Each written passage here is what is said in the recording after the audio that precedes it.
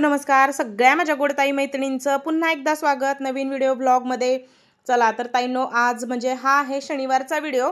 आज मी शेअर करते तुमच्याशी। तर शनिवार म्हटलं की आमच्या गावचा बाजार जुन्या ताईंना माहीत आहे, नवीन ताई बऱ्याच ॲड झालेल्या आहेत, त्यांच्यासाठी म्हटलं चला सांगावं की आठवडी जो बाजार असतो आमच्या गावचा, तर त्या बाजारमधून काय खरेदी करते मी, भाज्या कशा आणते, आठवड्याभराचं भाज्यांचं नियोजन कसं करते, त्या व्यवस्थित कशा ठेवते, खराब होऊ नये म्हणून काय करते, भाज्यांचे दर काय आहेत, हे मी सगळं म्हणजे आठवडी बाजारचा जो व्हिडिओ असतो ना आठवड्यातनं एकदा, रविवारचा म्हणजे शनिवारी बाजार असतो, रविवारी तो मी व्हिडिओ टाकत असते। तर म्हटलं चला आज तेच करावं। तर भाज्या घेऊन आलो।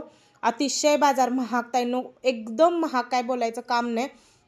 तर सगळ्या भाज्या घेऊन आले। तर एवढ्या सगळ्या भाज्या आणायचं कारण की आता अनंत चतुर्दशी उद्याच आहे। तर अनंत चतुर्दशीला आमच्यात सगळं अनंत भाज्या म्हणतो ना तसा स्वयंपाक केला जातो, म्हणजे गवारी, भेंडी, हे सगळं जे आणले ना, आळूची वडी, थापी वडी, खीर, रसपाट, पंचामृत, ताक, कढी म्हणजे ताकाची कढी, हे सगळे पदार्थ उद्या केले जातात अनंत चतुर्दशीला, त्याच्यामुळे सगळ्या भाज्या लागतात। सगळ्यात महत्त्वाचं कारलं, गवार, भेंडी, आळूची पानं, हे ते सगळं।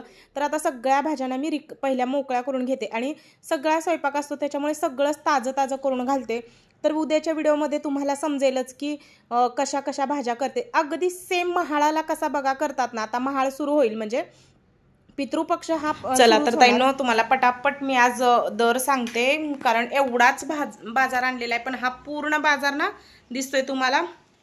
तर हा संपूर्ण बाजार ताईंनो 550 रुपयाचा आहे। खरं सांगते, कारण ना इतकं महाग होतं ना, सगळं इतकं महाग होतं काय बोलायचं काम नाही। तर हे बघा, कांदे हे 50 रुपयाचे 1 किलो। हा लापसीचा रवा आणलाय, कारण ह्याला खीर करावी लागते ना अनंत चतुर्दशी दिवशी, म्हणून हा लापशीचा रवा येतानाच बाजारपेठेतून दुकानातून किराणाच्या घेऊन आले।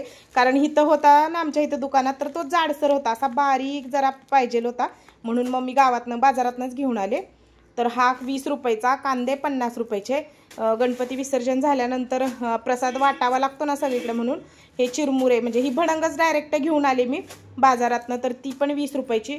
आळूची पानं, आमच्या इथं नेहमी इतका आळू असतो, नेहमी मी इतकी आळूची वडी करते ना, तर पण आता ना एक पानसुद्धा नाही, कारण गणपती आले त्या दिवशी पण मी आळूची वडी केलेली होती। मग आता पानं आहेत चांगली, फक्त आता थोडी उन्हानं अशी शिळपटलेली आहेत, ती व्यवस्थित आता ठेवली की बघा एवढी वडी करायला लागणार, सगळे असणार खायला म्हटल्यानंतर इतकी अशी वडी करणार मी, आळूची वडी। आणि ही आहे चाकवताची भाजी, ही पण काहीतरी 20 रुपयाला पेंडी होती। तर ही सकाळी आणल्या फ्रेश आणली, तर आधी तिचे आजोबा घेऊन आलेले, तर मी काही नाही आणलेली, तर सकाळीच त्यांनी ही पेंडी आणलेली स्टँड बाजारातनं, तर ती आतमध्ये ठेवली नाही चाकवत। तर बहुतेक ही 20 रुपयाची आहे म्हटले, पण काय खरं सांगत नाहीत ते, 40 रुपयाची असली तर 20 रुपये म्हणतात, मग काय माहिती आता कितीला बसली चाकवत। तर इकडे बघा, हा लसूण होता 100 रुपये पाव किलो, मोठा मीडियम 80 रुपयाचा, आणि मोठे मोठे गड्डे 100 रुपये, 150 रुपये पाव किलोवाला पण आज लसूण होता। तर हा मी 80 वाला आणलेला आहे, पावशर। तर आधीचा त्यात होता, हा काय पावशर नाहीये, पावशर म्हणजे एवढंच वरचं फक्त भरलं ते वजनात। चला ठीक आहे मग। आणि ह्याच्यात आहेत सफरचंद स्वस्त झालेले आहे, 100 रुपये किलो सफरचंद, आणि चांगल्या क्वालिटीचे। तर मी अर्धा किलोच आणले, आणि कारण दुसरा बाजार सगळा भरपूर करायचा होता। अनंत चतुर्दशी लागणार काकडीची कोशिंबीर, म्हणून ही 20 रुपयाची अर्धा किलो काकडी। तर कारली आणलेली आहेत 20 रुपयाची पाव किलो। हा पावटा तर आहे 30 रुपयाचा पावशर।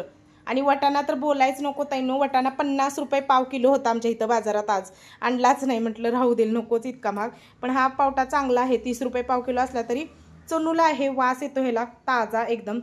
आणखीन फ्लॉवर आहे 30 रुपयाचा पाव किलो, हा पण एकदम ताजा फ्रेश आहे, त्याच्यामुळे 30 रुपये पाव किलो।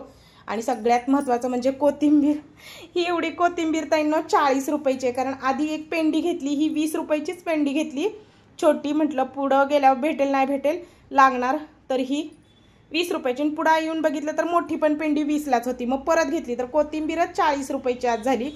आणि इकडे गवारी होती स्वस्त, तर देशी गवारी आहे बघा, ही एकदम अशी काटे असतात देशी गवारीला, तर तसली ती गवारी। तर ही गवारी 20 रुपये पाव किलो। मिरची होती 20 रुपयाची अर्धा पावशर, तर मी पाव किलोच आणली, म्हणजे अर्धा पावशरच आणली 10 रुपयाची।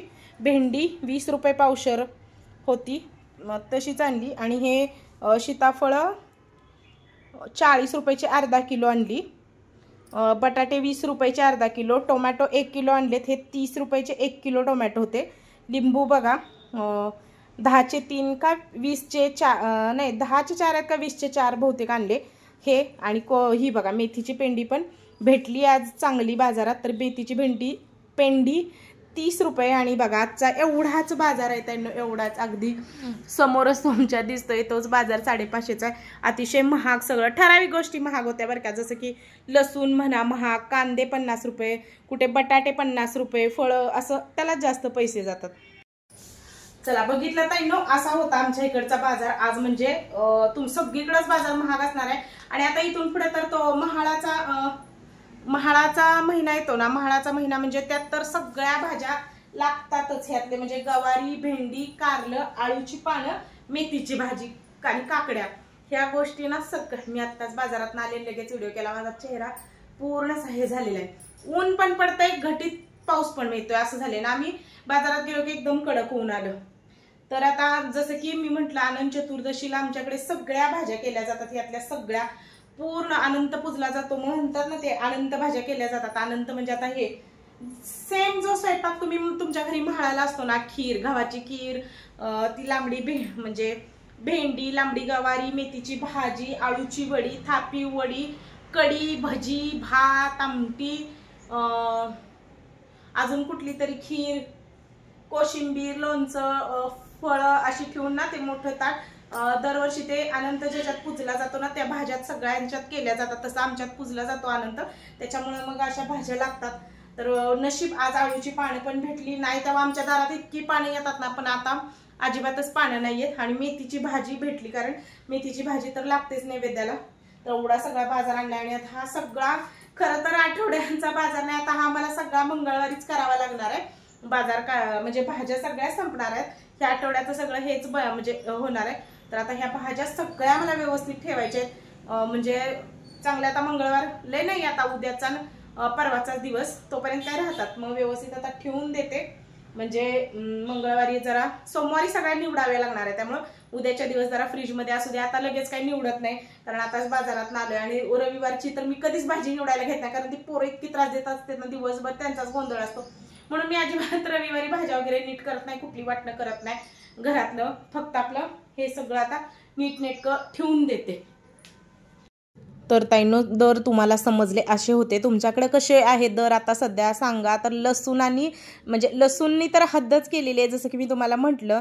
तर आता या पद्धतीने सगळ्या भाज्या आठवड्याभराच्या मी स्टोअर करते ताईंनो, कारण ज्या बघा शहरात राहतात ते रोजच्या रोज भाजीला वगैरे जातात. आता आम्ही गावाकडे राहतो, त्याच्यामुळे गावाला असंच असतं, आठवडी बाजार हा पूर्ण आठवड्याचं नियोजन करून, मुलांचे डबे असतात, पातळ भाजी, सुकी भाजी, सकाळची भाजी, म्हणजे सगळं कडधान्य, हे सगळं नियोजन करून आठवड्याचा बाजारचा विचार करून आणावं लागतं.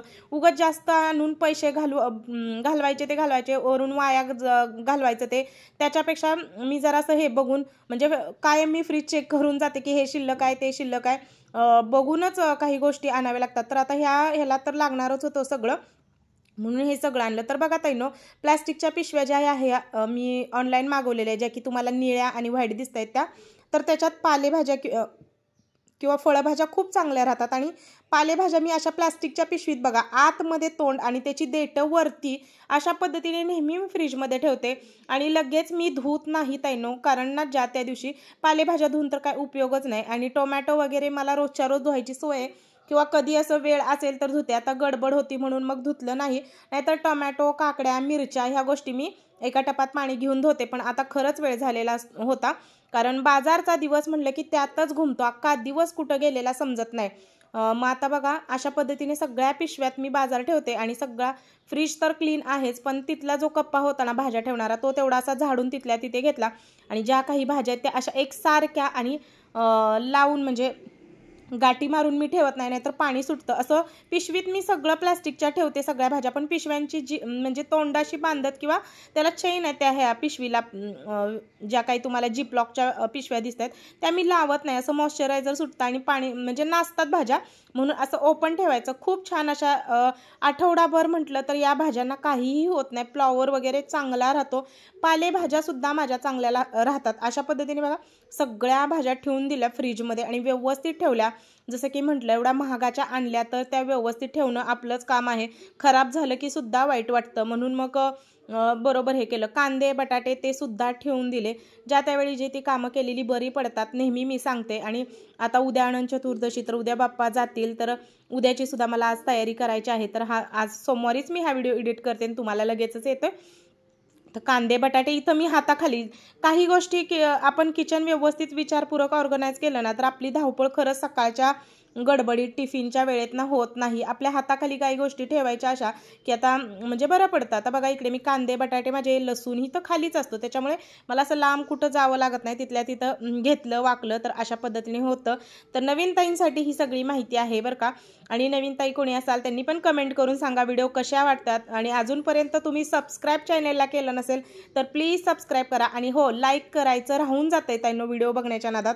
व्हिडिओ आवडत असेल तर नक्की एक लाईक करत जावा. तर बघा कांदे बटाटे सगळं ठेवले आणि त्याच आता ह्यांनी ना जे काही कचरा पडलेला होता ना, तो सुद्धा लगेच हातासरशी करून घेते. कारण मी नेहमी म्हणते, ज्या त्यावेळी जी ती कामं केली ना ते एक बरं पडतं. कारण ना ते अगदी म्हणजे हे होतं, परत आपण किचनकडे आलं की मग ते घाण नसली किंवा असं क्लीन किचन असलं की आपल्याला सुद्धा ते करायला बरं पडतं. किचन ओटा वगैरे सगळा क्लीन केला आणि आता कचरा सुद्धा काढून घेते. म्हणजे संध्याकाळच्या आरतीला वगैरे घर कसं क्लीन स्वच्छ, भांडी वगैरे थोडीफार पडलेली असतात ती सुद्धा घासून टाकली की बरं पडतं. अशा पद्धतीने आठवड्याचं म्हणजे एका दिवसाचं हे रुटीन असतं. शनिवारचं माझं अख्खा दिवस घुमतो. तर आता इकडे आता स्वीट कॉर्न खूप सारे बाजारात यायला लागलेत. इतकं ना, पहिले हे साधी कणसं असायची आपली देशी कणसं, पण आता हे स्वीट कॉर्न इतके विकायला येतात ना, तर काय बोलायचं काम नाही. तर ते मागच्या आठवड्यात आणून ठेवलेलं, पण ह्या सणासुदीच्या गडबडीत बघा ते बनवायचं राहिलेलं. तर आता पोरी मागं लागलेल्या की फ्रीजमधनं आता काढले ना की भाजून दे म्हणून. तर म्हटलं चला तुम्हाला देते भाजून. आणि फ्रीजमध्ये असं प्लास्टिकच्या पिशवीमध्ये ठेवते मी बऱ्याच गोष्टी, तर त्या व्यवस्थित राहतात. तर आधी तिला आता मी ते एक भाजून देते या पद्धतीनं. छान लागतं, टेस्टी लागतं. नेहमी आम्ही आठवड्यात म्हणजे बाजारातनं आणतोच. काहीतरी 50 रुपयाला 6 वगैरे अशी मिळतात. मग ती बरी पडतात आठवडाभर. मुलांना शाळेत वगैरे आल्यावर चटकन असं दिलं की आता त्याच्यावर छान असं लिंबू आणि मीठ लावून देते आणि मुलं आता एन्जॉय करतील. आणि व्हिडिओ आजचा कसा वाटला तेही मला कमेंट करून सांगा. व्हिडिओचा मी इथंच एंड करते. चला भेटूया उद्या नवीन व्हिडिओ नवीन गोष्टीसोबत. चला बाय.